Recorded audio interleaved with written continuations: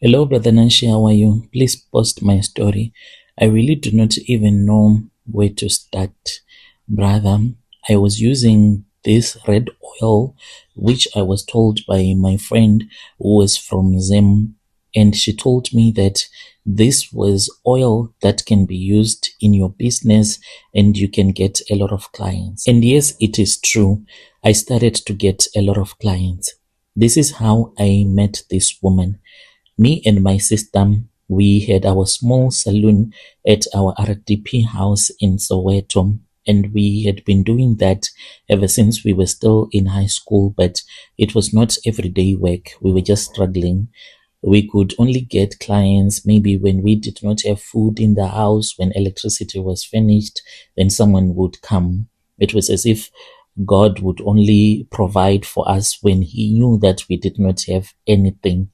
With the money that we were making from our small saloon, we were unable to even survive properly because we could not upgrade.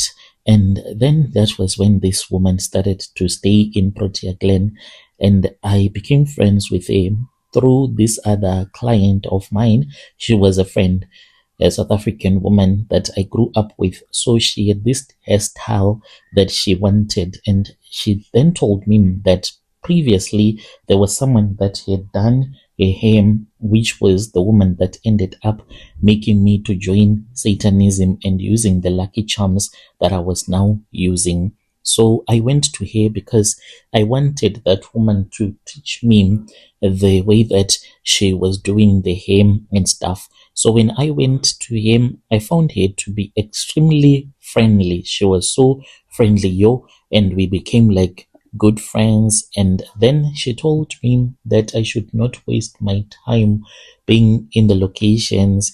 I should go to Joburg CBD or downtown where I can get a lot of customers in a day.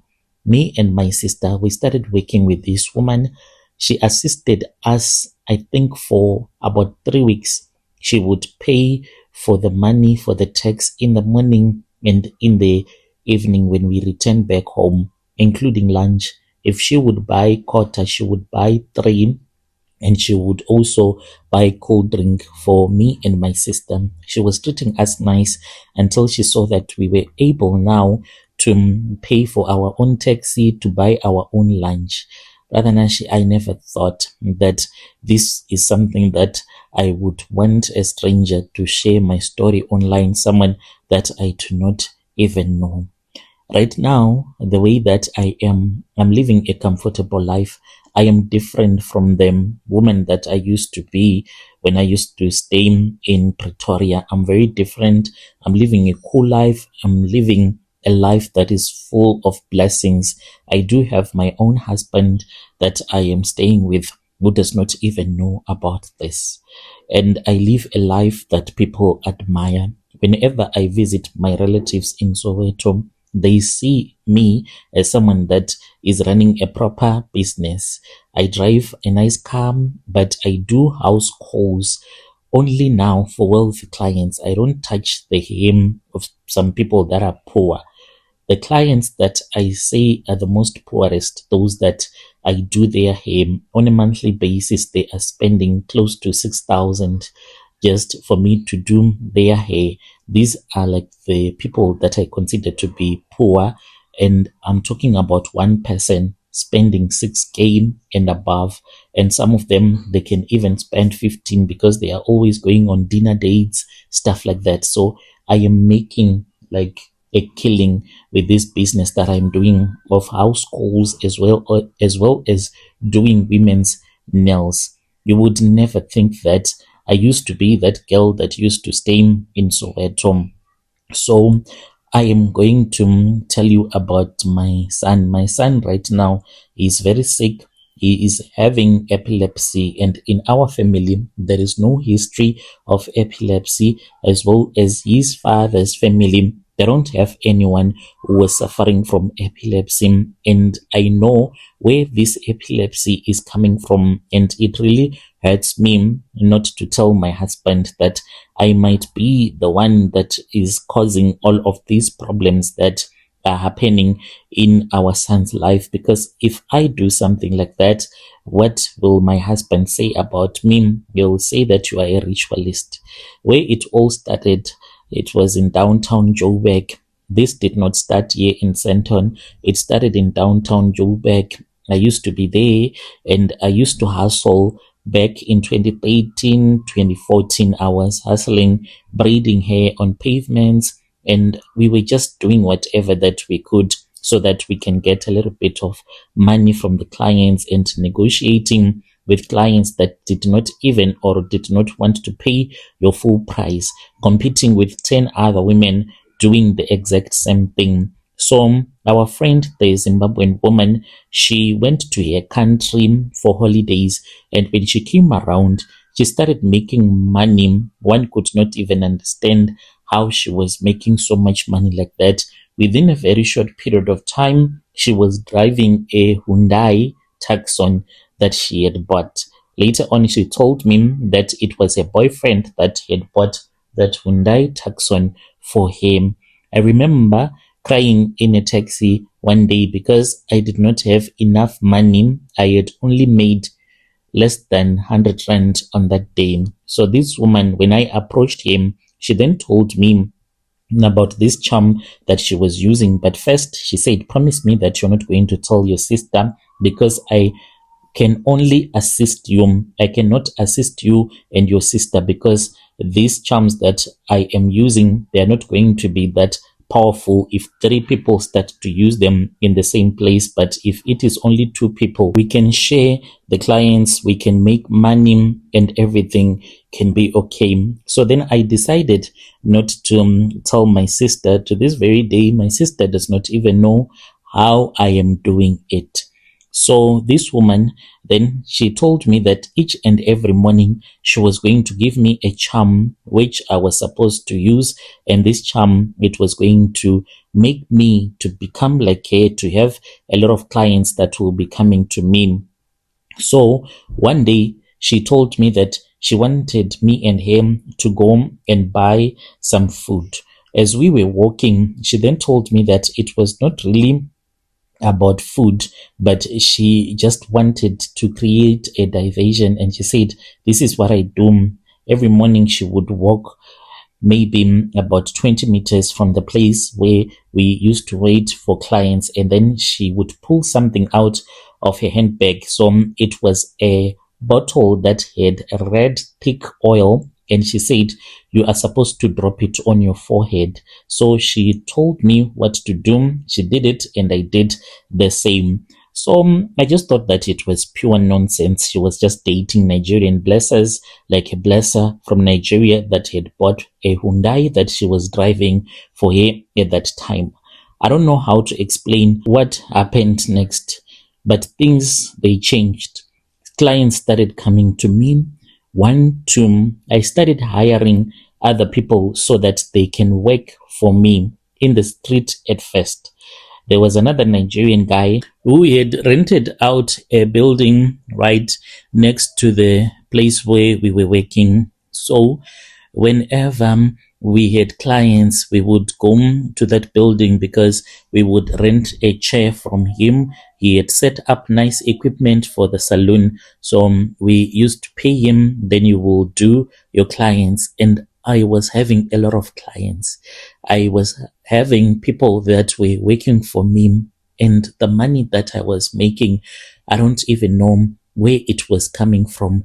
And I was literally making money in ways that one can never even explain how all of this money was finding itself in my handbag. I would find cash not once, not twice per day. When I would go to a mall just to go and use the bathroom, I would pick up money whilst I am walking. I would just feel something that would tell me to enter inside of a clothing store. As I am walking around, then I will pick up a wallet that has money. I would hear a voice that will tell me to go to the bathroom. When I am inside of that bathroom, then I would see that there is someone that has forgotten their handbag in there. And when I look, there is maybe money for 5,000. I was picking up this money on a daily basis. And when I told my friend about this, she did not even seem surprised by all of this money that I was picking up. She just said, it's normal. You don't have to tell me everything. I know that you are excited, but it will reach a point in your life when you are not even excited about picking money. She told me and she encouraged me to go to these expensive clubs, and she told me that I would always find good things there. And what will happen whenever I would go to those clubs?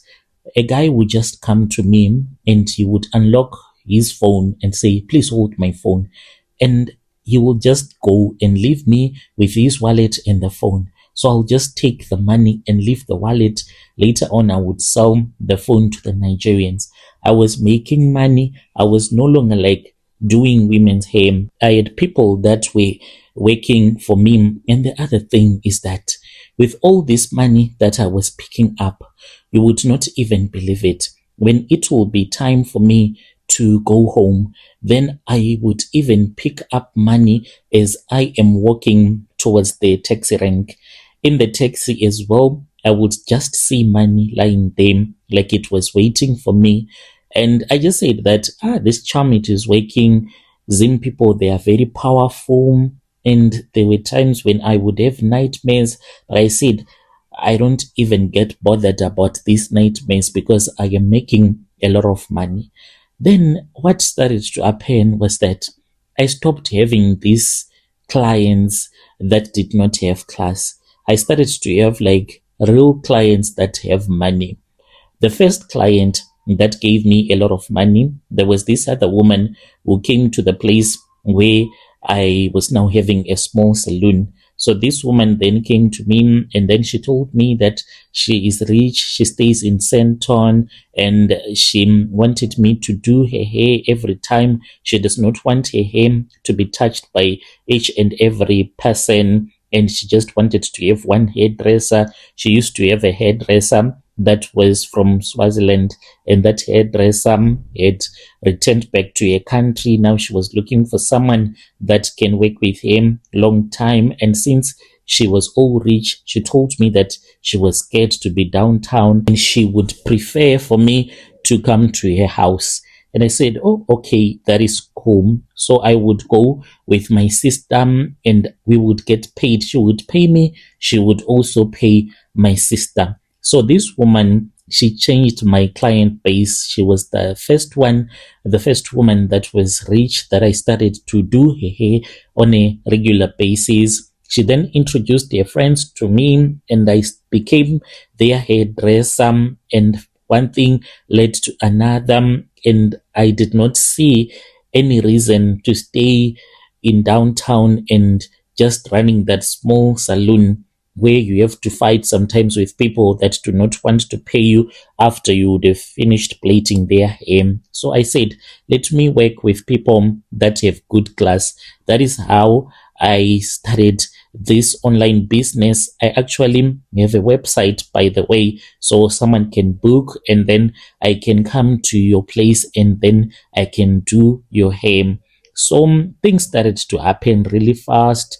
All of a sudden, I became someone that had money. Because of the money that I was making, I did not feel safe to stay in Soweto anymore.